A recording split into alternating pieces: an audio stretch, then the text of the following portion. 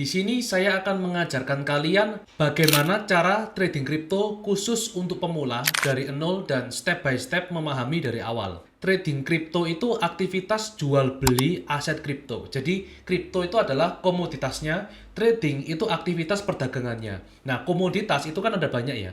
Ada saham, emas, forex. Salah satunya kita akan membahas mengenai kriptonya. Jadi ketika kalian ingin trading kripto, berarti kalian melihat ya atau percaya bahwa komoditas kripto ini punya potensi untuk membuat kalian mendapatkan penghasilan dari sana. Berarti yang harus kita pelajari adalah dua hal. Trading itu apa dan kripto itu apa? Kripto itu adalah teknologi berbasis IT yang didasari oleh kriptografi. Itu ilmu mengenai kata sandi sebenarnya. Jadi mata uang kripto berarti mata uang yang berbasis kata sandi. Ini merupakan teknologi dan revolusi uang yang terbaru. Berbeda dengan forex. Kalau forex ini kan mata uang fiat yang ada di negara. Kalau saham itu adalah kepemilikan dari aset perusahaan. Nah, kalau kripto ini sebenarnya dia bukan instrumen investasi, melainkan dia adalah teknologi sebenarnya. Tapi karena teknologi ini memungkinkan, karena kelebihan dari kripto ini membuat keamanan data itu terenkripsi dengan lebih bagus daripada berbagai instrumen yang lain, sehingga kripto juga digunakan sebagai alat pembayaran, digunakan sebagai alat tukar, dan akhirnya perkembangan zaman membuat seseorang berinvestasi pada instrumen ini. Jadi ketika kalian ingin belajar, kalian harus tahu dulu bahwa sebenarnya kripto diciptakan bukan untuk alat tukar, bukan untuk pembayaran dulu, tetapi dia adalah teknologi awal untuk menunjukkan bahwa data itu bisa terdesentralisasi dan lebih aman, lebih transparan dan aman dibanding sistem yang kuno, sistem yang lama. Nah, trading ini aktivitas jual beli. Contoh gini, kalau kalian sekarang punya pasar atau punya toko atau punya perusahaan, itu kan kalian menjual produk kalian. Kalian punya margin beli di harga bawah, kalian mau jual ke orang lain, ke customer kalian di harga tinggi. Itu kan aktivitas perdagangan konvensional. Nah, di dalam perdagangan keuangan itu juga konsepnya mirip. Hanya saja kalian semua berbasis digital. Berarti kalian membeli aset di bawah, kalian jual di harga tinggi untuk mendapatkan keuntungan. Hanya saja yang membedakan di sini adalah kalau trading di sisi konvensional, di mana kalian punya asetnya, kalian yang punya barang fisiknya, itu kalian bisa menentukan resikonya sendiri. Sedangkan kalau trading, itu kalian nggak bisa, kalian harus mengikuti market. Ya itu ya, yang harus kalian ingat adalah bisnis itu masih bisa kalian handle pada saat kalian ngomongin resiko. Tapi kalau trading, itu resikonya cuma bisa kalian setting di awal, tetapi hasil di market tidak bisa kalian tentukan. Contoh gini, kalian sudah menganalisa Bitcoin bakal naik, tetapi apakah harganya naik itu mengikuti keinginan kalian? Enggak ya, ternyata Bitcoinnya turun, berarti kalian bisa dibilang rugi. Nah, itulah yang saya maksud bahwa perbedaan trading konvensional dan trading di pasar uang ini adalah soal handlingnya dulu. Itu kalian harus paham. Nah, di sini ketika kripto adalah komoditas yang akhirnya bisa dijadikan alat atau instrumen investasi oleh kebanyakan orang, kita harus lihat dulu. Investasi dan trading itu sebenarnya dua hal yang berbeda. Investasi ini memiliki fungsi yaitu menanam untuk menuai. Berarti kalian akan menyimpan dan dalam jangka waktu yang cukup lama, kalian akan jual nantinya. Berarti investasi itu punya unsur intrinsik adalah hitungan bulan bahkan tahun. Sedangkan kalau trading itu aktivitas jual beli yang dilakukan dalam waktu singkat. Jadi perbedaan utamanya adalah dalam waktu singkat atau dalam jangka panjang. Kalau kalian mau nyimpen untuk jangka panjang, berarti kalian berinvestasi. Tapi kalau kalian baru beli hari ini, besok mau kalian jual, itu namanya trading, perdagangan. Sama kan, kalian mau beli aset perusahaan, kalian simpen jangka waktu lama, atau kalian mau beli peralatan barang-barang untuk kalian jual besok ke customer, itu kan beda kan. Kalian kalau mau jual setiap hari itu kan berarti kan trading, kalian kan dagang. Hari ini beli, besok jual, hari ini beli, besok jual. Tiap hari itu ada transaksi. Kayak gitu konsepnya kurang lebih. Nah, di sini yang harus kalian pahami adalah trading itu bisa dua arah, sedangkan investasi cuma bisa satu arah. Perlu diingat ya teman-teman ya. Tidak ada yang namanya trading di pasar spot. Itu sebenarnya nggak ada. Apa misalnya orang atau financial advisor atau influencer yang bilang bahwa bisa trading di pasar spot. Itu sebenarnya statement yang salah. Di sini saya ingin mengatakan ke kalian berdasarkan terminologis yang benar. Kalian harus memahami setiap deskripsi dari suatu istilah. Trading itu berarti futures. Investasi itu berarti spot. Jadi kalau orang ngomong trading di spot itu sebenarnya sudah merupakan cacat logika, kesalahan dalam penggunaan kata. Jadi yang benar adalah investasi di spot, trading di futures. Spot dan futures ini dua hal yang berbeda. Kapan hari saya sudah sempat ajarkan ke kalian. Nah, ketika kalian mau untuk trading, berarti kalian harus masuk ke pasar yang itu bisa mendapatkan keuntungan pada saat naik dan turun. Kalau investasi, itu nggak apa-apa, cuma bisa satu arah. Karena kalian melihat project ini memiliki potensi bahwa dalam waktu 1 tahun ke depan akan naik 5 kali lipat. Jadi saya invest sekarang, tahun depan saya panen. Nah, itu berarti kalian investasi di pasar spot. Tapi kalau kalian bilang, wah ini perusahaan ini kayaknya mau jatuh deh. Nah, saya mau dapat keuntungan pada saat perusahaan ini akan bangkrut, akan rugi. Jadi saya akan tradingkan di sana, saya akan memilih posisi short di pasar futures. Dalam waktu beberapa jam, saya akan mendapatkan keuntungan dan bisa saya leverage 5 kali lipat, 10 kali lipat, jadi lebih besar. Berarti dalam sehari saya bisa dapat 10%, 20%. Nah, itu masuk dalam kategori trading di future. Sampai sini teman-teman nangkep ya, bahwa yang disebut trading itu sebenarnya futures. Nggak ada namanya trading di spot. Walaupun kalau orang mau ngomong trading di spot, orang awam nih ya, misalnya kalian awam mau bilang trading di spot, ya oke lah nggak apa-apa. Tapi kalau kalian ingin belajar lebih serius, saya akan berikan terminologi yang benar. Terminologi itu penggunaan istilah kata yang baku. Jadi pemahaman kalian itu nggak setengah-setengah, nggak yang lompat-lompat tiba-tiba diajak orang invest kripto. Apa kripto? Nggak tahu kriptonya apa, pokoknya beli aja katanya bakal naik. Jangan seperti itu. Orang yang seperti itu tidak mungkin bisa sukses di kripto. Saya ini pengalaman 5 tahun dan saya ini sudah melewati berbagai kegagalan. Jadi pada saat saya di sini sudah berhasil trading di kripto, saya investasi dan trading dua-duanya sudah membuahkan hasil, barulah saya bisa mengajarkan kalian dan membagikan ilmu lewat media sosial ini gitu ya. Lalu kita akan masuk kepada poin-poin penting dalam belajar kripto untuk pemula. Yang pertama, kalian harus memahami exchange dan wallet. Exchange ini adalah bursa kripto, tempat untuk melakukan perdagangan. Wallet ini ibarat bank, tempat untuk kalian menyimpan uang. Nah, kalau misalnya saat ini kalian nyimpan rupiah di perbankan, nah, kalian kalau mau nyimpan kripto itu namanya di e-wallet. E-wallet khusus untuk kripto. Kalau kalian mau melakukan perdagangan jual beli mata uang kriptonya, itu masuk ke dalam exchange-nya. Nah, exchange ini yang perlu kalian pahami adalah dari sisi trading fee-nya dan juga dari sisi likuiditasnya. Perhatikan dua ini saja dulu yang paling awal. Maksudnya gimana? Kalau kalian ingin trading, pastikan kalian ini nggak bakal mendapatkan trading fee yang cukup besar. Dan pastikan juga kalian di sini bisa membeli aset dengan mudah karena jumlah koinnya banyak dan likuiditasnya tinggi. Likuiditas itu bicara soal seberapa cepat sih aset ini bisa kalian dapatkan detik ini juga. Dan kalau kalian mau jual besok, apakah ada orang yang mau beli? Nah, itu disebut likuiditas. Contoh barang yang nggak liquid ya dalam instrumen investasi adalah rumah. Kalian punya rumah sekarang, mau jual hari ini. Saya yakin nggak ada yang mau beli hari ini juga. Kalau ada beruntung banget. Karena apa? Jual rumah itu sulit. Nah, itu disebut solid berarti. Rumah termasuk aset yang solid. Sedangkan kalau kita ngomongin uang, itu termasuk yang liquid. Saya ngasih kalian uang hari ini. Ada kan uangnya, terus kalian mau terima uangnya. Atau saya jual barang ke kalian, kalian punya uangnya, itu termasuk liquid. Uang itu liquid, properti atau rumah itu termasuk yang solid. Nah, berarti kita ngomongin tentang seberapa liquid aset ini. Kripto itu juga punya likuiditasnya. Jadi, setiap exchange itu ada likuiditasnya masing-masing. Semakin besar exchange-nya, semakin liquid juga aset yang diperdagangkan di sana. Jadi pastikan likuiditasnya tinggi. Lalu trading fee. Trading fee ini biaya yang harus kalian bayarkan ke broker. Misalnya bayar ke broker exchange Indonesia itu 0,1% dari total kalian beli. Kalian mengeluarkan $1.000. Kalian harus bayar trading fee 0,1%. Berarti kalian harus bayar $1. Nah, kalau di exchange luar negeri itu bisa setengahnya bahkan 0,05%. Kalian jangan remehkan yang namanya trading fee cuma 0,0, ini. Masalahnya yang namanya trading ya, kita ini melakukan perdagangan setiap hari. Bayangkan kalau satu hari kita membuka 5 perdagangan. Satu perdagangan sudah bayar $1. Lalu dikali 5. Belum lagi buka tutup terus setiap hari. Itu berarti kita secara nggak langsung akan membuang puluhan dolar, bahkan sampai ratusan dolar per bulannya hanya untuk biaya administrasi. Jadi kalau teman-teman mau melihat bahwa apakah uang yang kalian buang ini sebenarnya kecil atau besar, lihatlah akumulasi jangka panjangnya. Jadi ingat dua hal ini, trading fee dan likuiditas. Dan saat ini, kalau kalian tanya exchange apa terbaik, ya pastinya saya menggunakan exchange itu kan. Jadi pada saat saya menyarankan kalian menggunakan sebuah exchange, saya sendiri juga adalah pengguna dan memang customer dari exchange itu. Exchange terbaik saat ini adalah Binance. Kenapa?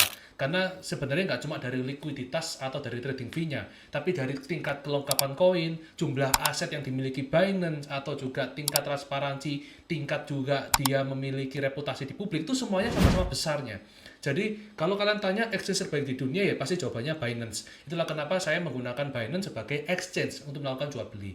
Jadi kalau kalian saat ini pingin trading, nggak usah pusing-pusing, kalian langsung pakai Binance saja. Dan kalian bisa mendapatkan trading fee lebih murah jika joinnya lewat komunitas Dynamic Execution. Nah, exchange ini ada dua jenis sebenarnya, DEX dan CEX. DEX itu Decentralized Exchange, CEX itu Centralized Exchange. Bedanya cuma soal terpusat atau tidak terpusat. Kalau terpusat berarti ada perusahaan yang mengelola, ada pemiliknya, dan dia punya pengaruh besar dalam pergerakan harga di dalamnya. Tapi kalau Decentralized Exchange berarti di sini pengembangnya tidak ada. Pengembangnya adalah jaringan node itu sendiri yang dipersatukan di setiap komputer berbeda. Artinya kalau kalian tanya, lebih aman mana dari sisi rug pull atau dari sisi kerugian perusahaan? Pasti lebih aman decentralized. Tapi kalau kalian tanya, lebih lengkap mana sama lebih regulasi mana, lebih aman mana terhadap pengawasan dan auditnya? Jawabannya lebih aman decentralized exchange. Jadi kalau kalian tanya, bagus mana? Milih salah satu. Tidak ada yang lebih bagus. Tergantung kalian ini mau membeli koin yang seperti apa dulu. Kalau kalian ingin cari aman dari sisi regulasi, pilihlah decentralized exchange karena itu teraudit. Tapi kalau decentralized exchange itu ibarat gini ya, kalau saya analogikan sebagai website ya, Google ini adalah service web, lalu Tor adalah dark web. Kalau kalian main di decentralized exchange itu ibarat main di dark webnya, berarti bahaya kan, wallet kalian bisa dicuri kan. Di situ tuh kayak wilayah yang kalau kalian ini nggak paham, nggak ahli di sana, terus kalian jebus terlalu dalam, aset kalian bisa diambil. Tapi kalau di centralized ini lebih aman, ibarat Google lah. Google ini kan perusahaan besar, nah sama centralized exchange juga. Ini analoginya bahwa terregulasi, teraudit, dan bisa dipantau gitu loh kalau ada apa-apa gitu ya. Perlu diingat dua hal ini. Selanjutnya yang perlu kalian pelajari adalah pair dan leverage. Pair itu adalah pasangan koin. Jadi kalau saya bilang Bitcoin, Ethereum, Solana, XRP, Cardano, itu berarti nama koinnya. Nama koin itu punya kode ticker. Bitcoin itu sebenarnya bukan cryptocurrency. Bitcoin adalah blockchain. Yang cryptocurrency adalah BTC-nya. Jadi Bitcoin dan BTC itu dua hal yang berbeda, teman-teman. Kalau ada orang bilang Bitcoin itu kripto, itu salah besar. Secara terminologis dia nggak paham cara kerja kripto atau nggak paham kripto itu apa. Yang kripto adalah BTC-nya. Bitcoin adalah teknologi blockchain terdesentralisasi yang tidak memiliki pencipta atau tidak ada entitas terpusatnya. Nah, Ethereum juga. Ethereum itu bukan kripto. Ethereum adalah perusahaan yang didirikan Vitalik Buterin. Cryptocurrency-nya adalah ETH. Jadi, Ethereum dan ETH ini dua hal yang berbeda. Jadi waktu kita mau ngomongin tentang koin kripto, yaitu cryptocurrency-nya, berarti kita akan ngomongin BTC, ETH, ADA, SOL, XRP ya. Tapi kalau kita mau ngomongin perusahaan blockchain-nya, yaitu pengembangnya, kita ngomongnya Bitcoin, Ethereum, Solana, Ripple, Cardano. Nah itu ya, sampai sini nangkep ya bedanya ya. Itu berbeda. Nah berarti ketika trading kita harus pakai kode tickernya. Karena kalau kalian bilang, oh saya mau trading Ethereum, pemain yang benar-benar profesional akan bingung. Ethereum itu soalnya bukan barang yang bisa ditradingkan. Ethereum itu perusahaan. Merek perusahaannya Ethereum Foundation. Sama kayak sekarang saya bilang perusahaan besar di Indonesia, PT Jarum Tbk. Kalian mau trading PT Jarum Tbk. Padahal kan bukan. Kalian mau trading sahamnya Jarum gitu kan ya maksudnya ya. Masa perusahaannya ditradingkan? Kan kalian bukan yang punya perusahaannya. Yang punya perusahaannya ada tapi kalian cuma megang berbagai sahamnya sedikit. Nah, nangkep ya sampai situ saya analogikan saham yang lebih umum dan dikenal oleh banyak orang. Nah, ketika kita mau nge-pair, umumnya pair itu menggunakan USDT atau USDC. USDT itu Tether USD, USDC itu USD coin ya. Berarti ini adalah dua stable coin terbesar saat ini yang dipercayai untuk menjadi pair dari koin-koin utama. Misalnya kalian mau trading BTC, berarti BTC/USDT. Kalian akan melihat satu Bitcoin itu setara dengan berapa USDT. Kesannya seperti itu. Misalnya, harganya ini naik dan kalian melakukan pembelian, kalian akan mendapatkan keuntungan. Tapi ketika kalian melihat harganya akan turun di masa depan, tapi kalian tidak bisa berinvestasi, maka kalian tradingkan di futures, kalian kontrak untuk harganya turun, lalu kalian buyback di belakang. Itu adalah memahami pair dan masuk ke dalam tradingnya. Leverage itu perkalian modal. Jadi kalian cuma punya $1.000, mau kalian kalikan ke 10 kali lipat, yaitu pinjam uang dari liquidity provider, itu berarti kalian menggunakan leverage. Ingat satu hal, leverage ini membuat kalian mendapatkan resiko yang besar dan potensi keuntungan yang besar. Jadi kita ngomongin risk to reward juga. Kalau misalnya kalian pakai leverage tinggi, kalian memang bisa dapat perkalian income lebih besar. Tetapi jangan lupa, pergerakan harga sedikit saja melawan arah dari yang apa kalian tuju, itu membuat dana kalian bisa hilang. Jadi leverage itu bisa menyebabkan margin call. Margin call itu adalah panggilan dari exchange untuk top up lagi demi menahan dana agar tidak hilang seluruhnya. Ketika margin call ini sudah terlewati, maka akan masuk ke dalam posisi liquidation. Liquidation itu kondisi di mana saldo kalian hilang untuk seluruhnya. Jadi kalau misalnya saya pernah lihat di sebuah komunitas, terutama bagi trader-trader yang masih pemula ya, mereka mengatakan crypto itu scam, trading itu scam. Kenapa? Karena mereka nggak paham cara kerja futures. Futures dan spot beda.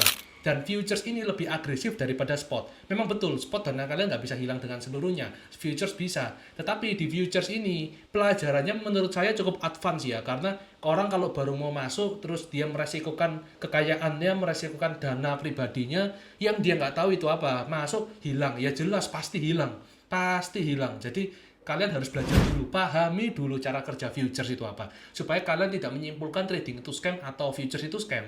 Karena yang tidak paham adalah pengunanya masih pemula. Saya sekarang di sini sudah menjadi sebuah pemain kelas besar di dalam dunia kripto. Jadi saya menghasilkan uang di futures, dan hedge fund perusahaan raksasa itu juga menghasilkan uang di kripto. Kalau kalian bilang tradingnya itu scam, kenapa kok perusahaan raksasa menghasilkan uang? Kan pertanyaannya seperti itu. Berarti yang harus kita refleksikan adalah diri kita sendiri dulu, bahwa futures itu sangat berbahaya. Leverage jangan kalian minta tinggi ya. Saran saya itu jangan ngomong saya mau leverage 100 kali, karena 100 kali itu setara dengan pergerakan 1% dari market itu dapat keuntungan, 1% juga pergerakan dari melawan arah hilang seluruh dananya. Jadi margin call, kalau kalian tanya ya, berapa sih batas floating loss pada saat kalian ini akan mendapatkan margin call? Jawabannya minus 80%. Ketika kalian sudah minus sampai 80%, exchange umumnya akan memberikan kalian notif terhadap margin call. Berarti kurang pergerakan 20% lagi setelah leverage, itu akan membuat dana kalian hilang untuk seluruhnya. Sehingga pahami cara kerja leverage, bahwa leverage ini ada 1 kali, 2 kali, 3 kali, 4 kali, dan sampai 100 kali tergantung koinnya apa.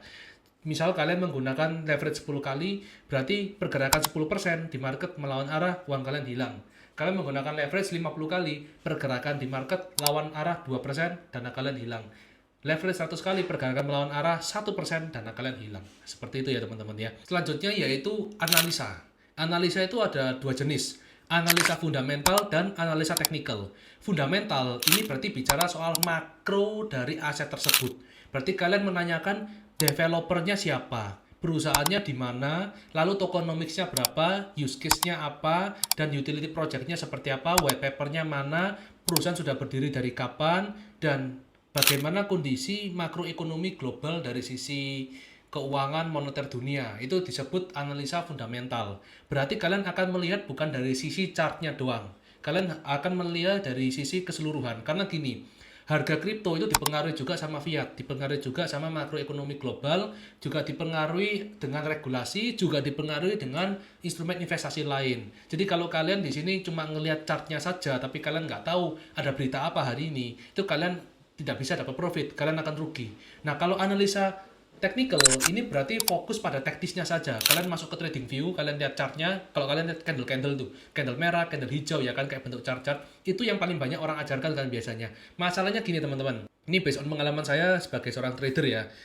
Yang paling penting dalam analisa adalah fundamental. Technical itu cuma 30%-nya saja. Jadi fundamental itu 70%, technical 30%. Perlu diingat ya teman-teman. Berarti kalau saya analisa fundamental, tapi saya nggak analisa technical, itu berarti masih aman. Tapi kalau saya analisa teknikal saja, fundamentalnya enggak, saya berani jamin saya akan rugi. Karena apa? Sebenarnya mempengaruhi pergerakan harga itu adalah fundamental. Teknikal itu nggak menjamin apapun. Coba kalau nggak percaya, buat kalian di sini yang sudah menjadi trader, kalian sudah gambar-gambar double top, double bottom, hammer, shooting star, apapun istilah kalian coba sebut. Kok nggak sesuai, wah ya kan? Kalian sudah masuk posisi, loh kok loss, padahal saya sudah analisa teknikal. Karena memang teknikal ini nggak menjamin apapun. Perlu diingat juga ya teman-teman, trading ini sudah mulai berkembang pesat. Dan zaman sekarang ini sudah ada quant data.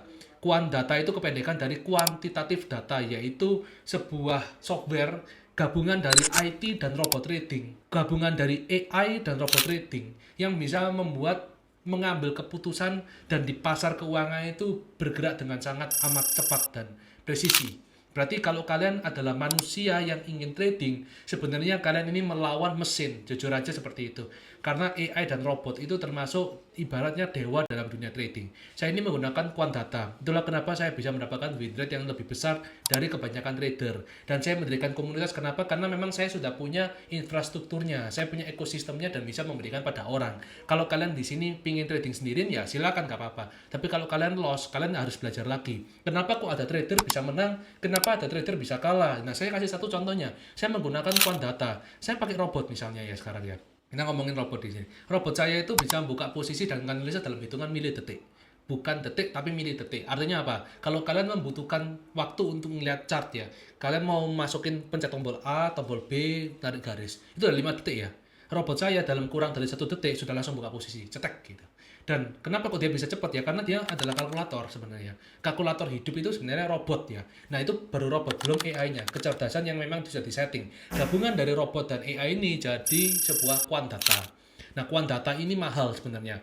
Saya langganan quant data per bulan itu lebih dari 10 juta. Karena ada beberapa software-software yang saya pakai dan saya kombinasikan pakai API semuanya itu. Nah, jadi yang perlu kalian ingat di sini, technical dan analisa sendiri itu nggak mungkin bisa menang karena kalian nggak menggunakan ekosistem yang cukup kuat. Jadi kalau kalian memang mau trading sendirian, ya fokus untuk analisa fundamentalnya dulu. Fundamental sudah selesai, technical tuh belakangan aja. Saya ini bisa dibilang hampir jarang pakai technical. Misalnya kayak kalian lihat, saya ini masang trading view. Saya di trading view nggak pernah ada garis-garis kan, kalau kalian mantau. Ya itu karena saya tahu garis-garis di trading view itu nggak ada dampaknya apapun. Karena saya sudah punya quant data dan algo trading. Buat apa saya tarik-tarik garis? Biasanya trader yang menggunakan trading view dan analisa teknikal cukup dalam itu masih pemula karena mereka nggak tahu musuhnya mereka tuh melawan siapa. Kalian itu sebenarnya melawan hedge fund, kalian melawan perusahaan keuangan raksasa, kalian melawan perbankan. Bank itu adalah perusahaan yang investasi di hedge fund dan dia dititipkan ke hedge fund. Hedge fund itu trading di pasar futures dan mereka bisa menggerakkan harga. Kalau kalian di sini cuma mengandalkan diri sendiri yang penuh emosional, lalu kalian tarik-tarik garis, saya berarti jamin dari awal. Saya nggak kenal kalian siapa, tapi saya jamin win rate kalian di bawah 30%. Pasti nggak mungkin bisa menang. Kalau kalian bisa menang, saya kepingin tutup komunitas saya dan saya akan join ke komunitas kalian. Dirikan komunitas, saya akan jadi muridmu. Karena apa? Kamu bisa menghasilkan uang dengan menggunakan dirimu saja. Sedangkan saya yang sudah pakai berbagai software saja, masih bisa kalah kok. Jadi di sini perlu kalian pahami dari sisi rasional ya teman-teman ya. Selanjutnya kita masuk ke manajemen resiko. Poin dalam manajemen resiko yang harus kalian ingat ini adalah pasang take profit, stop loss, risk to reward ratio, dan diversifikasi. Cukup 4 ini aja dulu untuk pemula. Take profit itu berarti waktu kalian entry, kalian sudah setting. Setelah kalian analisa ini mau ditutup di harga berapa. Terus stop loss-nya itu kalian siap rugi di harga berapa. Pastikan kalian itu menyeting yang namanya risk to reward ratio. Berarti artinya gini, kalian masuk $100, kalian ingin dapat $300. Berarti kalian di sini mau nyari 3 kali lipat dari modal. Tapi kalian siap hilang duit berapa?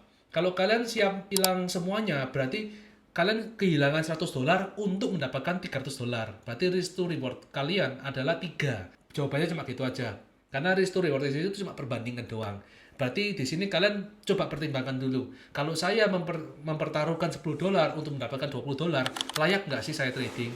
Nah, risk to reward yang baik itu ya pasti lebih dari 1, itu minimal ya. Kecuali kalau kalian pakai quant data. Kalau kalian pakai quant data, risk to reward lebih rendah masih masuk akal karena yang menggerakkan adalah robot trading itu sendiri dan menggunakan AI. Jadi bedakan manusia yang trading sendirian dengan kalau kalian pakai sebuah mesin. Itu ya. Diversifikasi, ini berarti kalian punya modal $100.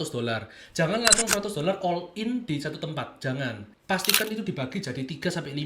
Berarti kalau dibagi 3, masing-masing $33. Kalau dibagi 5, masing-masing $20. Ya, seperti itu aja, diversifikasi nggak terlalu sulit. Selanjutnya adalah emosi dan psikologi trading. Saya percaya ya, kalau semua trader itu sudah pasti emosional ketika dia baru belajar trading.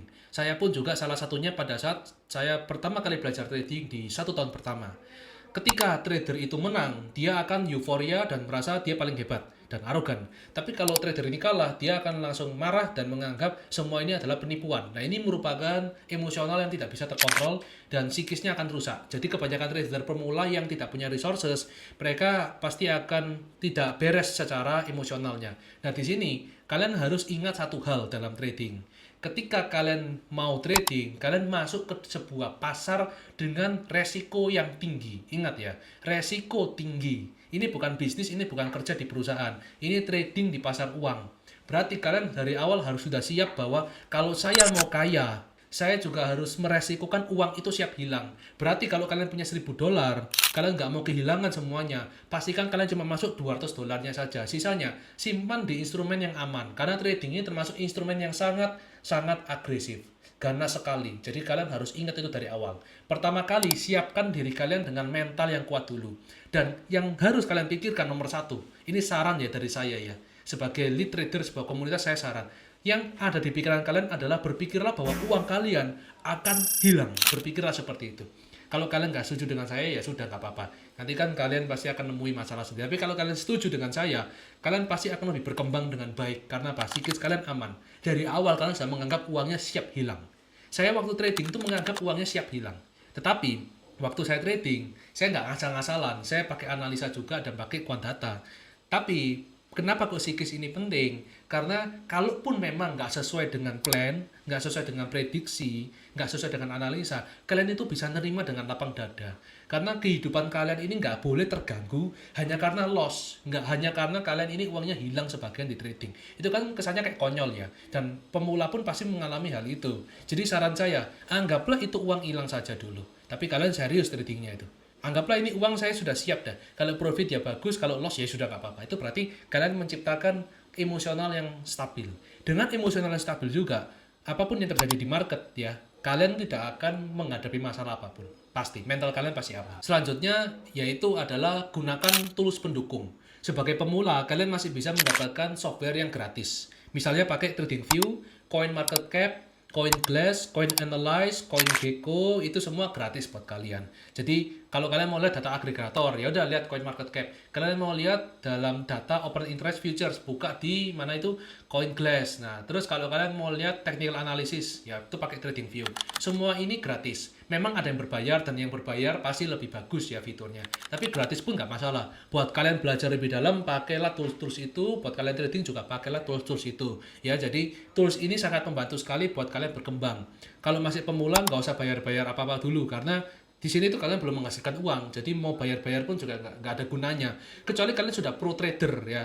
Kalian sudah pro trader terus kalian mau langganan software, nggak apa-apa. Saya sudah langganan software itu 50 juta per bulan. Karena memang saya hidup di dunia trading itu dan saya menghasilkan berkali-kali lipat dari uang operasional yang saya bawa 50 juta itu. Ya, makanya kenapa saya diriin komunitas? Karena saya yang bayarkan softwarenya, saya nawarkan ke member-member ya, itu adalah gratis untuk kalian bisa mendapatkan sinyalnya. Jadi kalau kalian mau dapat sinyal gratis, kalian bisa join ke komunitas saya. Kenapa ke komunitas saya gratis? Karena di situ saya berfokus lebih membangun sebuah timnya. Tapi gini, yang harus kalian ingat dan saya mau ngomong apa adanya ke kalian. Kalau kalian pemula, kalian bisa joinnya secara gratis. Tapi kalau kalian sudah pro trader, ya sudah pengalaman lama, apalagi lebih lama dari saya, kalian nggak bisa masuk di situ secara gratis. Kalian mau ngambil lisensi robot trading yang saya pakai, saya ini bayar quant data. Ya saya bayar quant data dan saya ngembangin robot. Jadi kalau kalian mau dapat akses itu, kalian beli lisensinya. Karena kalian tahu nggak, saya langganan VPS Cloud aja lebih dari $500 per bulan. Itu untuk VPS Cloud-nya saja. Dan software yang saya langganan banyak, ada sampai 10 lebih. Jadi kalau kalian mau dapat lisensi robot, nggak mungkin saya bisa kasih gratis karena saya keluar biaya operasional. Tapi kalau cuma sinyalnya saja, karena saya sudah pakai, itu buat yang masih pemula masih bisa dapat gratis, nggak apa-apa dah, saya kasih ke kalian gratis. Tapi yang sudah pro trader, kalian harus beli lisensinya. Mau sinyalnya premium, kalian juga harus beli lisensinya. Di sini terserah kalian mau bilang apa mengenai, oh ini kok jualan atau apa, nggak apa-apa. Itu nggak masalah buat saya. Karena saya di sini juga sudah menunjukkan saya menghasilkan uang dari trading. Kalau kalian mau mendapatkan aksesnya, di mana saya langganan, saya buat ulang terus saya kirim ke kalian, silakan diambil, boleh, terserah. Jadi saya kasih pilihan terbuka buat kalian kalau kalian memang ingin menghasilkan kekayaan dari trading crypto seperti saya ini.